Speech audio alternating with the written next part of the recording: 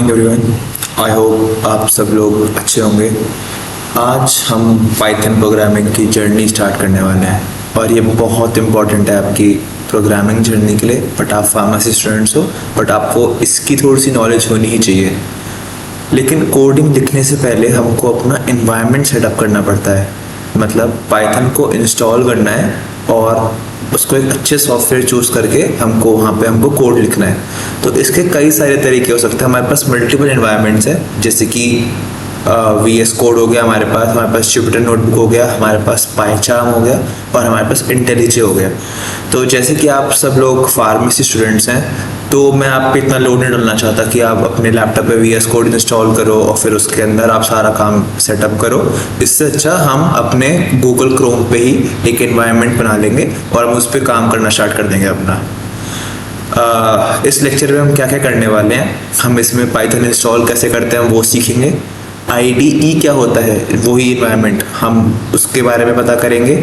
Jupyter notebook के क्या फ़ायदे हैं, पाइचार्म के क्या फ़ायदे हैं, VS कोड के क्या फ़ायदे हैं और इनमें से बिगिनर्स के लिए जो कि आप लोग उस बेस्ट ऑप्शन कौन सा रहेगा। जब हम लोग सबसे इम्पॉर्टेंट बिगनर फ्रेंडली एनवायरनमेंट्स की बात करते हैं तो हम उसमें सबसे पहले जुपिटर से भी पहले हम उसमें गूगल कोलैब को रखते हैं। इसके एडवांटेजेस बस काफ़ी अच्छे हैं कि आपको कुछ इंस्टॉल नहीं करना अपने लैपटॉप में, अपने PCs में। बस आपके पास एक Gmail अकाउंट होना चाहिए और ये ब्राउज़र में ही चल जाता है और पाइथन इसमें ऑलरेडी इंस्टॉल्ड होता है। तो आपको इसमें और कुछ एक्सटर्नल फैक्टर्स डाउनलोड करने की ज़रूरत नहीं होती। इसमें लाइब्रेरीज भी पहले से इम्पोर्टेड होती है, जैसे कि numpy हो गई, pandas हो गई, matplotlib हो गई। इसके बारे में आप आगे जाके सीखेंगे और हर स्टूडेंट का सेम एनवायरनमेंट होगा, तो कोई ऐसा नहीं कि कोई भी एलिएनेटेड होगा किसी भी चीज़ से। बस हमको इसमें क्या करना है, हमको अपने क्रोम पे जाके कोलैब लिखना है, गूगल कोलैब, और आपके पास ये स्क्रीन खुल जाएगी। उसमें आपको कुछ नहीं करना, आपको बस फाइल पे आके अपनी न्यू नोटबुक इन ड्राइव पे क्लिक करना है और आपके पास एक एनवायरनमेंट ऐसा क्रिएट हो जाएगा। अभी दिखेगा,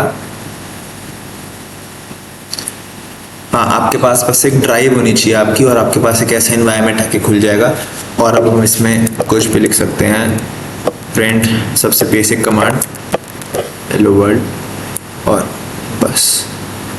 मैंने इसमें कुछ नहीं किया है, मैंने इसमें पाइथन भी पहले से इंस्टॉल्ड होती है, तो इसका ये बहुत अच्छा फ़ायदा है कि मेरे को इसमें कुछ पाइथन इंस्टॉल करने की ज़रूरत नहीं रही। अपने PC के अंदर मेरे को कोई लाइब्रेरीज इंस्टॉल करने की ज़रूरत नहीं रही। बस मैंने इसमें प्रिंट हेलो वर्ल्ड लिखा और यहाँ पे हेलो वर्ल्ड प्रिंट होके आ चुका है। तो अब स्टूडेंट्स हम बात करने वाले हैं कि हम पाइथन क्यों पढ़ रहे हैं और पाइथन पढ़ के ऐसा क्या होगा जो हमको पाइथन पढ़ाया जा रहा है हमको इस टाइम। तो पाइथन इस समय काफ़ी ज़्यादा डिमांड में है पहली बात तो, लेकिन आपको थोड़े से लैंग्वेज और प्रोग्रामिंग के बारे में थोड़ा सा पता होना चाहिए, चाहे वो कोई भी फील्ड का बंदा हो। तो पाइथन एक तो बहुत ही ज़्यादा इजी टू यूज़ है, इसमें आपको कोई भी इतना कोई डिफ़िकल्ट सिंटैक्स नहीं लिखना होता। आपके पास ऑलरेडी पाइथन बहुत ही सिंपल है, पाइथन बेसिक इंग्लिश की तरह है। ये एक हाई लेवल लैंग्वेज है, ये इसको रीड और राइट करना बहुत आसान होता है। हमने देखा है, हम जब प्रिंट हेलो वर्ल्ड लिखते हैं हमको कुछ एक्स्ट्रा लिखने की ज़रूरत नहीं है, हमको कोई स्कैनफ यूज़ नहीं करना, हमको कोई लाइब्रेरी इंपोर्ट नहीं करनी। हमने उस लिखा प्रिंट हेलो वर्ल्ड। ये बहुत इजी टू रीड और राइट है, ये ओपन सोर्स है और ये मल्टीपल प्लेटफॉर्म यूज़ हो सकता है। इसके कई सारे एडवांटेज है। अगर आप कभी सोचो कि आपको इस फील्ड में भी जाना है, कभी आपको आर्टिफिशियल इंटेलिजेंस में दिलचस्पी हो, आप उसमें जा सकते हो। आपको वेब डेवलपमेंट में दिलचस्पी हो, आप उसमें भी जा सकते हो। ऑटोमेशन में पाइथन का बहुत बड़ा रोल है, साइबर सिक्योरिटी में पाइथन का बहुत बड़ा रोल है। तो आप कभी भी सोचते हो कि आपको कोई और चीज़ में इंटरेस्ट आया जा रहा है, तो फिर आप देख सकते हो कि आप पाइथन कितने फ़ायदेमंद है। अब हम बात करने वाले हैं कि IDEs क्या होते हैं। IDE वही है जो मैं आपको एनवायरनमेंट के बारे में बता रहा था, ये बहुत सिंपल है। अब एक क्वेश्चन है, हमने पाइथन इंस्टॉल तो कर लिया लेकिन कोड लिखेंगे कहाँ? इसी प्रॉब्लम को सॉल्व करता है हमारा IDE। IDE का फुल फॉर्म है integrated development environment. Simple language में आप ये समझ जाओ कि IDE एक सॉफ्टवेयर होता है जहाँ हम कोड लिखते हैं और कुछ नहीं है, और यहाँ पे कोड रन भी हो सकते हैं और यहाँ पे डीबगिंग भी करते हैं। डीबगिंग मतलब आपको आपके कोड में कोई एरर या फॉल्ट मिला और आप उसको वहाँ पे चेंज कर रहे हो। इसको आप ऐसे समझ जाओ कि जैसे कारपेंटर है, उसके पास एक टूल बॉक्स होता है, वैसे वैसे प्रोग्रामर के पास उसकी आईडीई होती है। टूल बॉक्स में अलग अलग टूल होते हैं, सिमिलरली आईडीई में भी एडिटर होते हैं, डीबगर होते हैं, टर्मिनल होते हैं, तो इसलिए हम आईडीई का यूज़ करते हैं। अब मल्टीपल टाइप के आईडीईज होते हैं आपके पास, तो हम सबसे पहले बात करने वाले हैं जुपिटर नोटबुक के आईडीई की। तो एक्चुअली ये ब्राउज़र में चलने वाला इंटरैक्टिव एनवायरनमेंट है। इसके सबसे अच्छी बात यह है कि हमें इसमें कोड एक साथ नहीं लिखना होता, बल्कि छोटे छोटे पार्ट्स में आप डिवाइड कर सकते हो कोड को।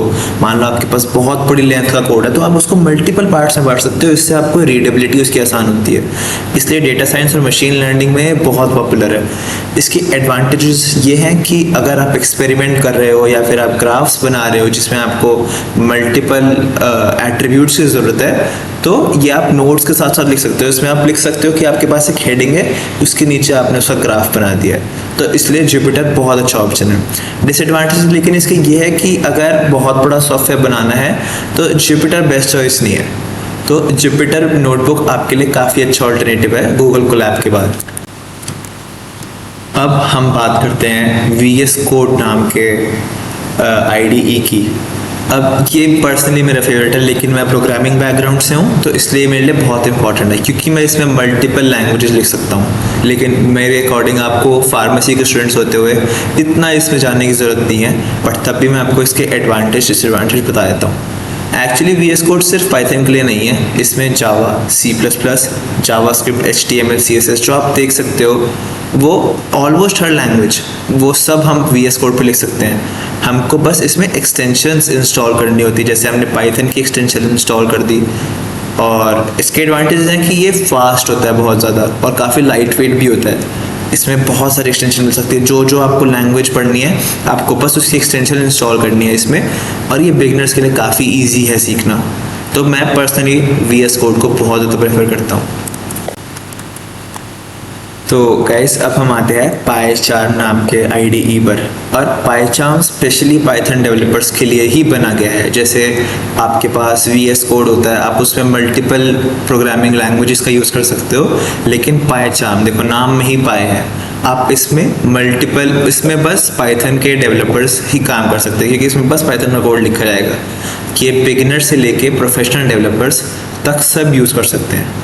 इसके फीचर्स कुछ ऐसे हैं कि जैसे आप ऑटोमेटिकली मिस्टेक ही हाईलाइट कर देता है। जैसे आपने कोई कोड लिखा और यहाँ पे आपने कुछ सिंटेक्स में कुछ गलत लिखा है या फिर आपने स्पेलिंग गलत लिखी है, तो वो उसको हाईलाइट कर देगा। उसमें कोई आपको दिक्कत नहीं होगी कि आपको डीबग कैसे करना है उसको।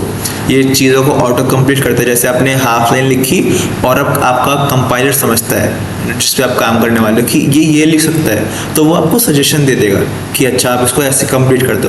ये डीबगिंग इजी बनाता है। जैसे मैंने आपको बताया कि आपने एरर्स को आप इजीली आइडेंटिफाई कर सकते हो। गिट सपोर्ट भी देता है। गिट सपोर्ट में जाने की अभी आपको कोई ज़रूरत नहीं है। अगर आप फ्यूचर में पाइथन डेवलपिंग सीखना चाहते हो तो पाइचार्म आप डेफिनेटली ट्राई कर सकते हो। बस इसका ये डिसएडवांटेज है कि ये बहुत हैवी होता है, तो सॉफ्टवेयर आपको बहुत ही हैवी सॉफ्टवेयर आपको अपने पीसीज में इंस्टॉल करना पड़ेगा, और ये मैं आपके लिए अभी ज़रूरी नहीं समझता। अब ये काम मैं आपको दे सकता हूँ कि आप चूज़ करो कि आपको कौन सा आईडीई सबसे अच्छा लगा। मैंने आपको 3 से 4 तरीके के आईडीईज के बारे में बताया है। अब ये आपके ऊपर है कि आप उसमें से कौन सेलेक्ट करोगे। आपके पास जुपिटर नोटबुक है, आपके पास पाइचार्म है, आपके पास VS कोड है और आपके पास गूगल कोलैब है। तो सारे के सारे काफ़ी हैसल हो सकता है इस सबको करने में। तो फिर सबसे हैसल फ्री तरीका यही है कि आप पर्सनली जो मैं आपको सजेस्ट करूँगा वो गूगल कोलैब है, क्योंकि आपको इसमें कुछ सब ऑलरेडी इंस्टॉल्ड है और आपको कुछ अलग से इंस्टॉल करने की ज़रूरत नहीं है। आपको बल्कि अपने कंप्यूटर्स में पाइथन डाउनलोड करने की भी ज़रूरत नहीं है। आपको बस गूगल कोलैब पे अपना काम करना है, ठीक है। अगर आपको डेटा साइंटिस्ट की फील्ड में आप जाना चाहते हो, आपको डेटा साइंस काफ़ी इंट्रीग करती है, तो फिर आप जुपिटर नोटबुक पे जा सकते हो। अगर आपको सिर्फ पाइथन डेवलपमेंट करनी है तो फिर आप पाइचार्म पे जा सकते हो। लेकिन अगर आपको मल्टीपल प्रोग्रामिंग लैंग्वेज सीखनी है, अगर आपका मन करता है कि आप पाइथन के बाद आप पाइथन इतनी अच्छी लगी कि आप C+ पे शिफ्ट हो, आप जावा पे शिफ्ट हो, तो फिर आप VS कोड का इस्तेमाल कर सकते हो। इसमें बस आपको एक्सटेंशंस डाउनलोड करनी पड़ेगी। लेकिन पर्सनली मैं आपको अभी भी गूगल कोलैब ही सजेस्ट करूँगा, और मैं अपना काम गूगल कोलैब पे ही दिखाने वाला हूँ आप लोगों को। सो गाइस, अब एक बहुत इम्पोर्टेंट कंपैरिजन है। जैसे आप कोड तो नोटपैड पर भी लिख सकते हो, अगर सच बताऊं आपको तो मतलब आपको कुछ इंस्टॉल करना है, आपको कुछ क्रोम पे लिखने की भी ज़रूरत नहीं है। आप सबके पास आपके पीसीज हैं, आप उस पर बस नोटपैड लिखो और आप कोड उसमें भी लिख सकते हो, जैसे कि नोटपैड प्लस में भी। तो ये पॉसिबल है, लेकिन प्रैक्टिकल नहीं है।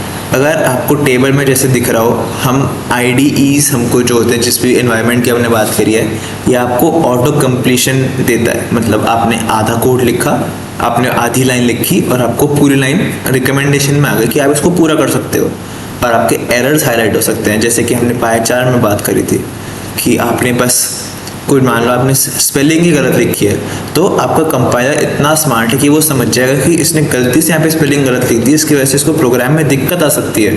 तो फिर मैं इसको खुद ही आप हाईलाइट कर देता हूँ कि आप इसको ठीक कर दो। एक क्लिक में आपका कोड रन होता है। आपको ऐसा नहीं कि आप कुछ जाके आपको कहीं कुछ करना है, आपको बस ऊपर एक एरो का साइन दिखेगा, जैसा कि हमने गूगल कोलैब में भी देखा था कि आपको बस एक एरो का साइन दिख रहा है, आप उस पर क्लिक करो और आपका कोड रन हो जाएगा। ठीक है, हमने देखा कि डीबगिंग भी होती है। नोटपैड में आप एरर्स फाइंड नहीं कर पाओगे, आपको बहुत मुश्किल होगी। आप लाइन बाय लाइन चेक करोगे कि मान लो हो सकता है मैंने इस लाइन में गलत लिखा हो सकता है मैंने इस लाइन में गलत लिखा हो। अब जब आपका कोड बड़ा होगा तो फिर आपको उसमें बहुत दिक्कत होगी। तो डीबगिंग आईडीईज की वजह से काफ़ी ज़्यादा सॉल्व हो जाती है। इंटीग्रेटेड टर्मिनल मिलता है। अब आपको नोटपैड के साथ साथ उसमें पाइथन भी इंस्टॉल करनी पड़ेगी अपने लैपटॉप में, क्योंकि ये सब आप कमांड प्रॉम्प्ट के अंदर करोगे। तो फिर आपको पाइथन की लाइब्रेरीज भी इंस्टॉल करनी पड़ेगी, वो पाइथन भी इंस्टॉल करना पड़ेगा। बट जैसे हमने गूगल कोलैब की बात करी है, तो इसमें पाइथन ऑलरेडी इंस्टॉल्ड है, इसमें लाइब्रेरीज भी ऑलरेडी इंस्टॉल्ड है। तो आप देखोगे कि आपको अलग से कुछ इसमें इंस्टॉल करने की ज़रूरत नहीं है। और आप देखो, इस वजह से प्रोफेशनल प्रोग्रामर्स ऑलमोस्ट हमेशा आईडीई ही यूज़ करते हैं, और मैं भी आपको यही सजेस्ट करूँगा कि आप आईडीईज में ही अपना काम करना सीखो। इसी के साथ हमारा आज का लेक्चर ख़त्म होता है, और मैं आपको रिवाइज़ कराना चाहूँगा कि आज हमने क्या क्या डिस्कस किया है। आज हमने काफ़ी सारी इंपॉर्टेंट चीज़ें डिस्कस करी हैं, जैसे कि हमने देखा पाइथन क्या है, और हमने देखा पाइथन इंस्टॉल कैसे करना है, जो कि मैंने आपको इस सबसे अच्छा तरीका बता दिया कि आपको इंस्टॉल ही नहीं करना, आपको बस गूगल कोलैब अपने गूगल क्रोम पे सर्च करना है। और फिर हमने पढ़ा कि आईडीई क्या होता है, हमने पढ़ा डिफरेंट आईडीईज कौन कौन से होते हैं, Jupyter notebook, pie chart, VS code, बहुत बढ़िया। और हमने ये भी देखा कि आईडीईज जो हमने डिस्कस करे वो क्यों बेहतर है नॉर्मल हमारे नोटपैड या फिर टेक्स्ट एडिटर से। मैं उम्मीद करता हूँ आपको आज का लेक्चर बहुत अच्छा लगा हो, या फिर मेरी टीचिंग भी आपको ठीक लगी हो। सो थैंक यू एवरीवन, और अपने क्वेश्चंस आप बता सकते हो, मैं अवेलेबल रहूँगा आंसर करने के लिए।